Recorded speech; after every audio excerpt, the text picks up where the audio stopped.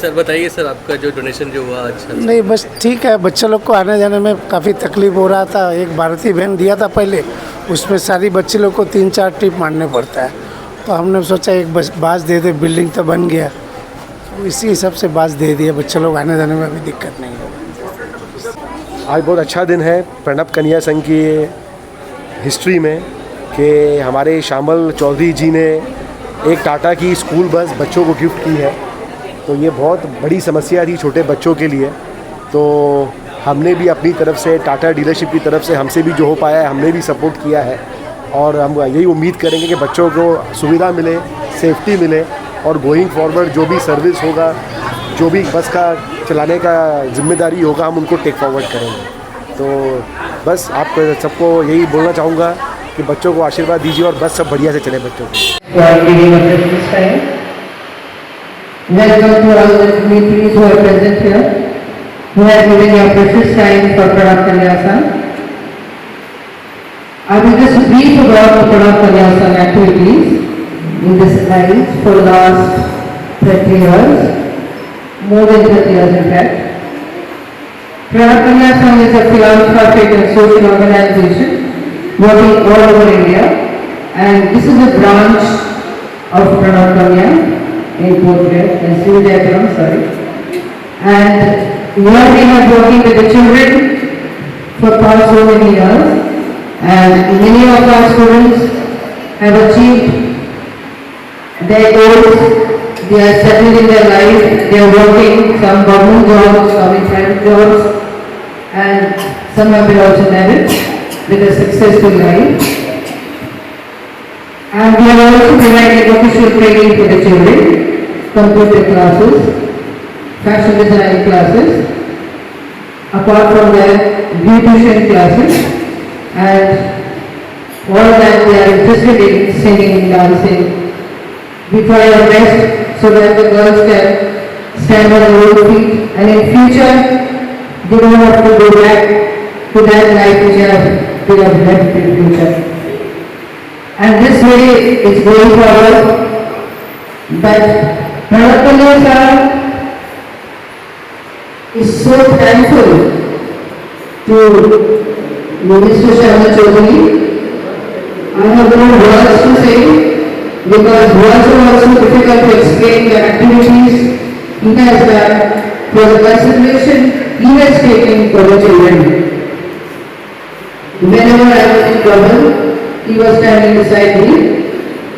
I remember 7-8 years back when I was constructing the temple, I could not afford funds after the foundation. Lots of funds were lost for foundation. Then I saw my account nil. Suddenly I think a savior sent him to a ashram with another member, and he asked, what do you need to eat? I said, I need a temple. He said, I am not believing God, so I can make a temple. So I told him, you believe in children, you love children, he said yes.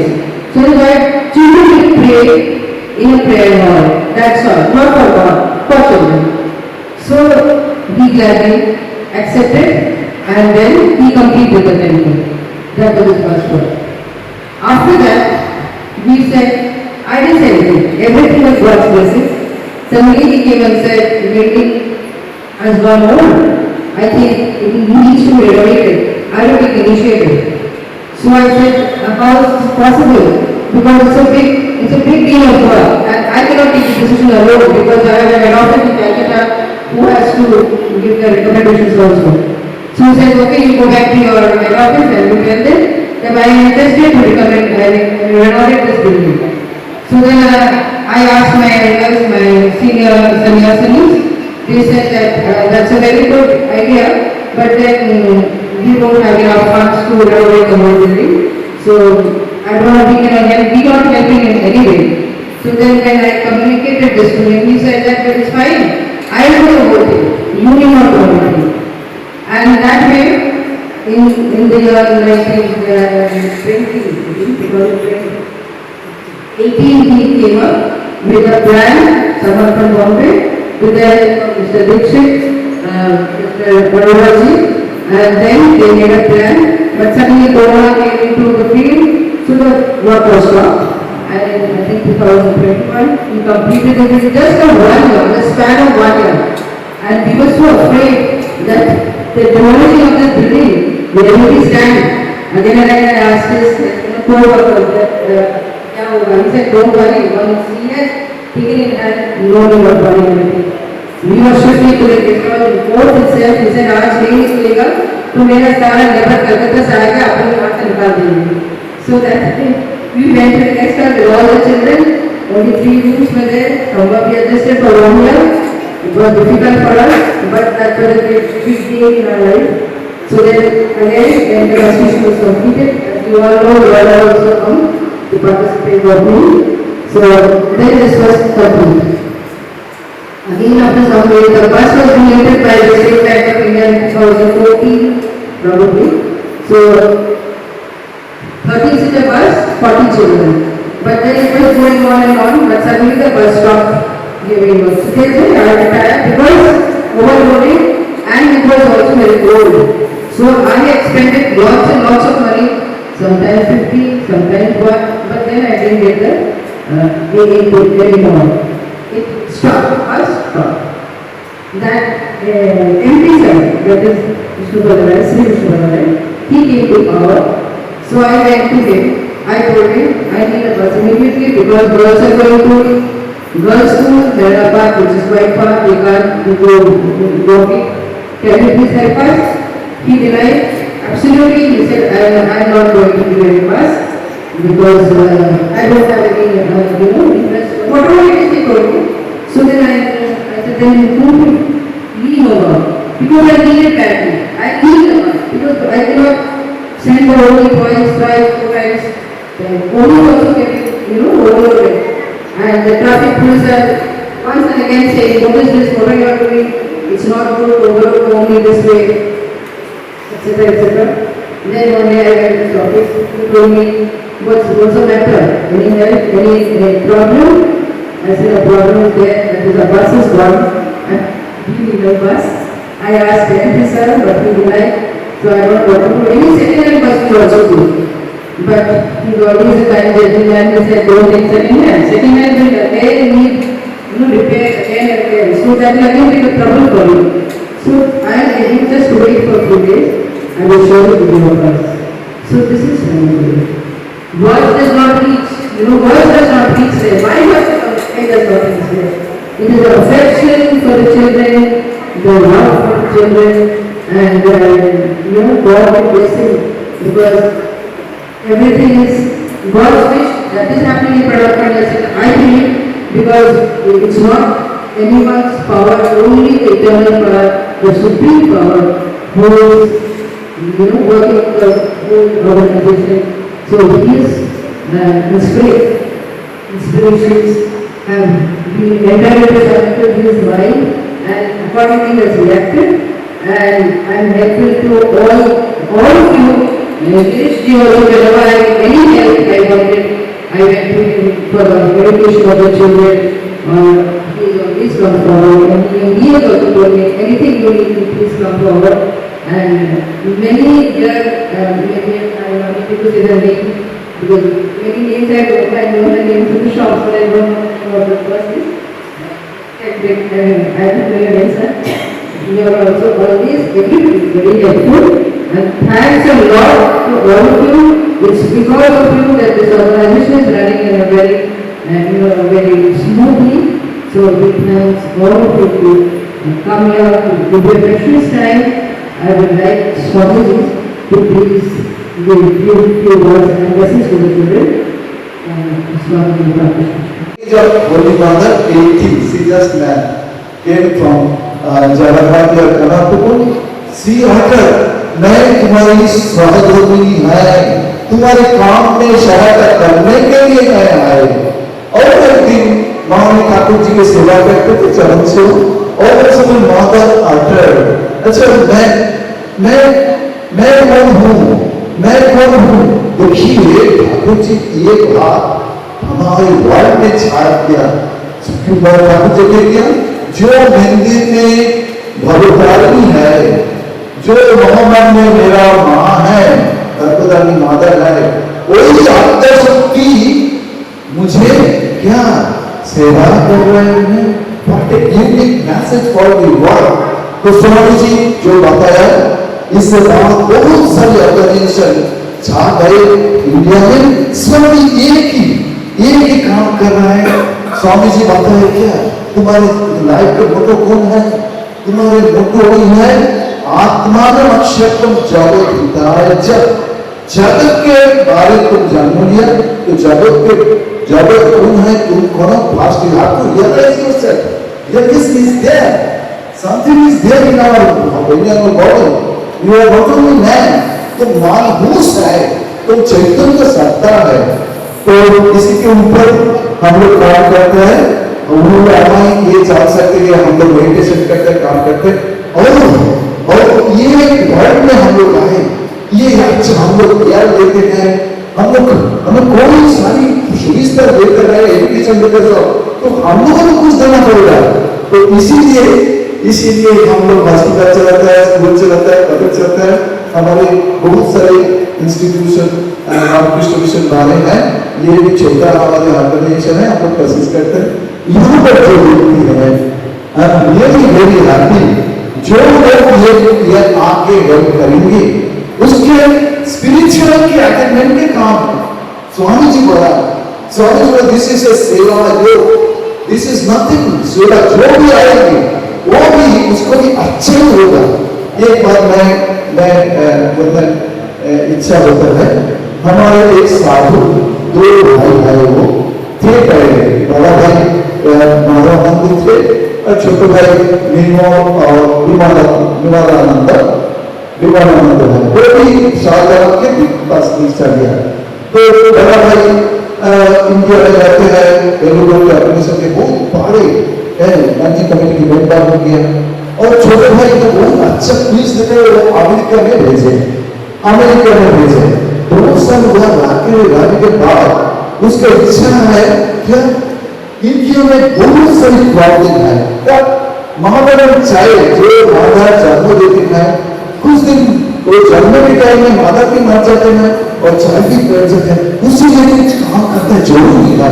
वो बेलूर के पास चिट्ठी भेजी, बेलूर बोले देखो ये काम तुम करना चाहते हैं, वो लाइव करेंगे कि नहीं, एक साल करके छोड़ दो महीना करेंगे, तो ही गेव लेटर, यस, जब तक जिंदा होगा मैं उसी काम में करेंगे।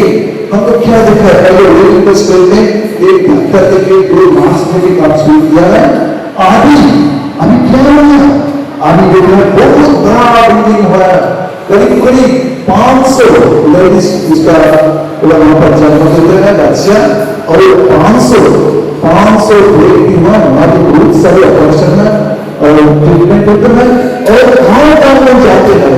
मैं 15-20 साल के पहले रिपोर्ट देते हैं कि करीब 18 लाख पेशेंट को ट्रीटमेंट करते हैं, हमारे साधन भी करते हैं और सेवा भी करते हैं, उनका भी साधु, बट ये हर डिवोटी के पास चला है, डिवोटी क्या होता है, कोई गाड़ी देते हैं, कोई मकान देते हैं, कोई खाबर देते हैं, ऐसा ही स्वामी जी ने बोले, देखिए ये लोग आपके लिए काम करते हैं, और the sake of things world में काम करते हैं, आप devotees you should come together and give some donations.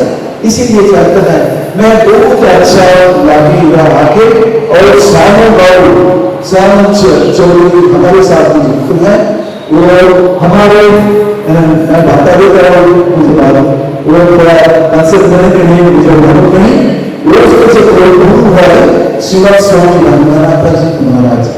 Ranganath जी केरल से एक गांव से आए, 6-7 पढ़ के वो थोड़ा चला है, रामकृष्ण में पहले गार्डन में काम करता है, किचन में काम करता है, लेकिन हर टाइम में टाइम मिलता है, उपनिषद पढ़ते हैं, गीता पढ़ते हैं, ये रामकृष्ण के बारे में गीता पढ़ते हैं।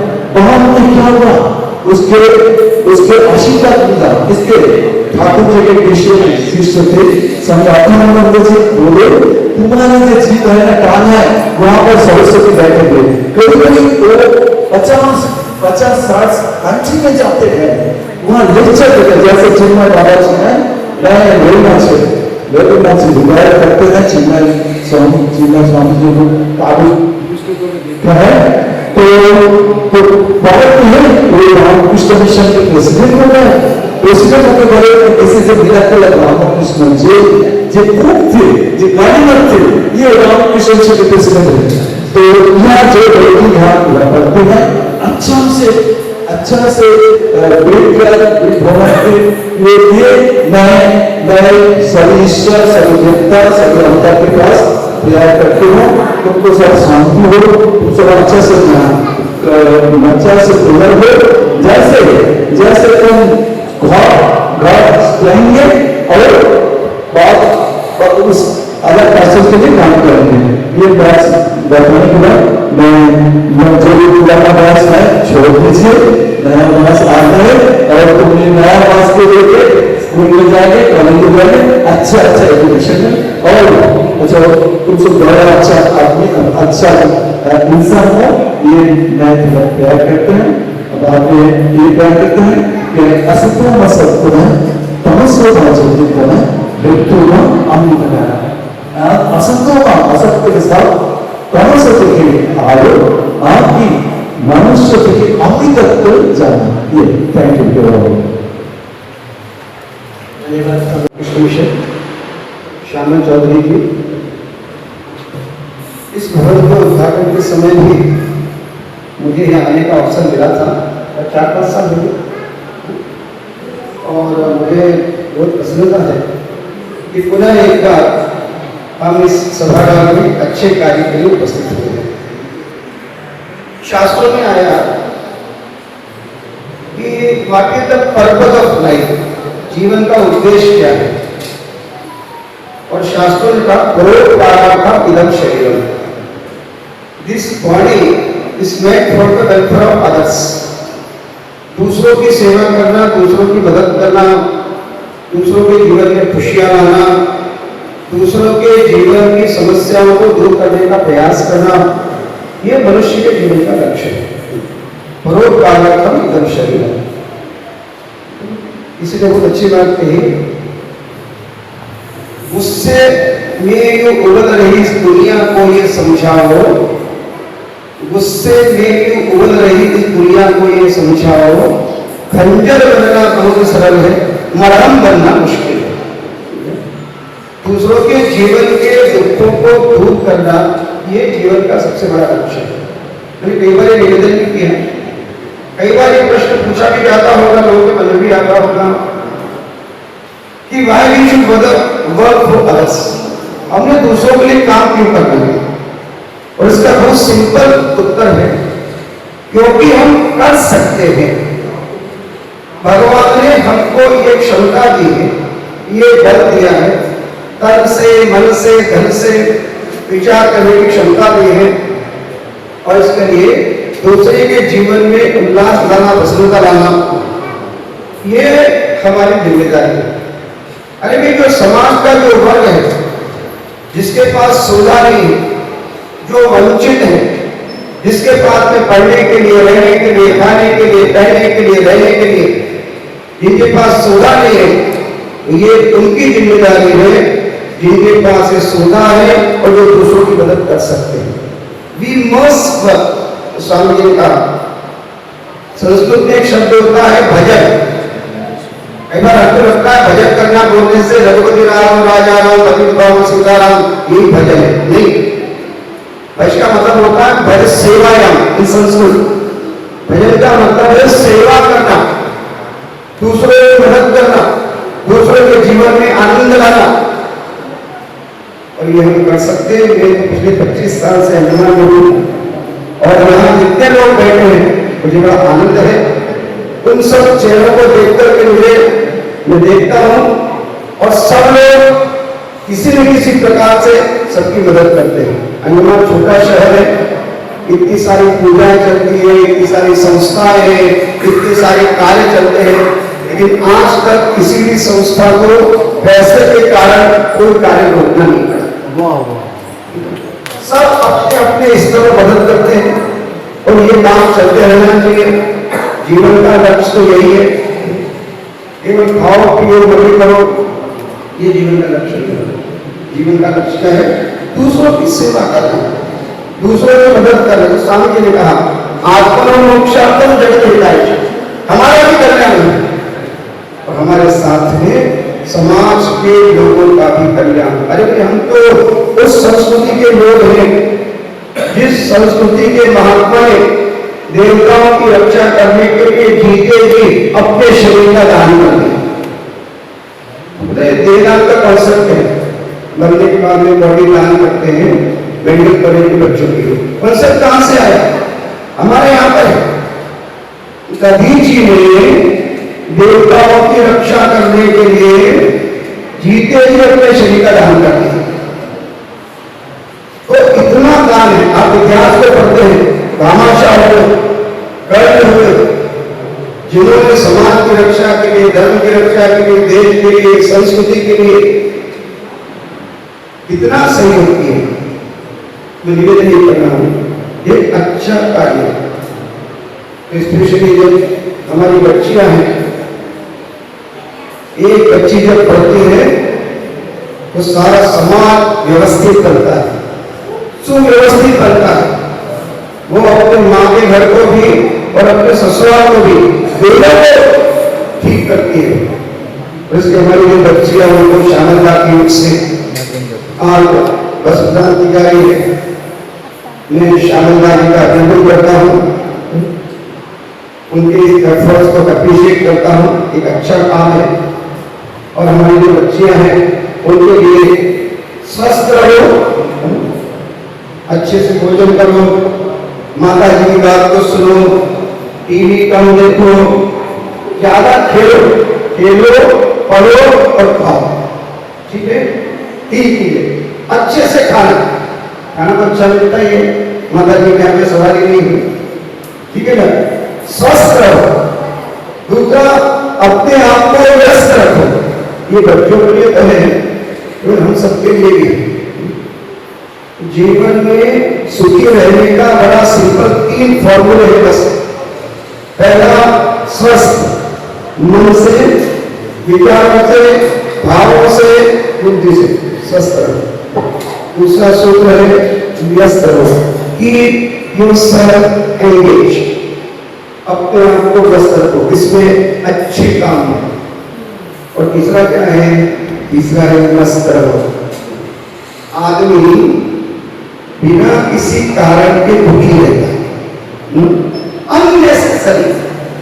जो घटनाएं होगी, जो होने वाला नहीं है, उसके बारे में सोच के अपने दुखी बनाता है। जरूरत नहीं, अभी तक अच्छा हुआ है, आगे भी अच्छा ही है। तो स्वस्थ रहो, व्यस्त रहो, मस्त रहो। हमारे जीवन विषय की पेज में इन लोग बोलते हैं, producing more than what we consume and giving more than what we take। हम जो कंज्यूम करते हैं उससे ज्यादा उत्पन्न करना, और हम समाज से जो लेते हैं उससे ज्यादा समाज को देना, ये होना चाहिए। हम सब लोग करते हैं। पुनः एक बार हमारी बच्चियों को बहुत शुभकामनाएं। तो आपको आने जाने की सुविधा हो गई है, शामिलदार का फिर से अभिनंदन, और यहाँ जितने लोग उपस्थित हैं उन सबका अभिनंदन। इसी प्रकार जो कार्य है समाज का वो चलता रहे, संस्थाएं आगे बढ़ती रहे और हमारे माध्यम से अच्छा कार्य होता रहे। इन विचारों के साथ में मुझे यहाँ बुलाया और 2 शब्द, हालांकि अभिजीत ने कहा था 2 शब्द कहे, मुझे लगता है शायद 100 से ज्यादा हो गए और भी किए हैं, फिर भी 2 शब्द से ज्यादा हो गए। Please excuse me, thank you very much.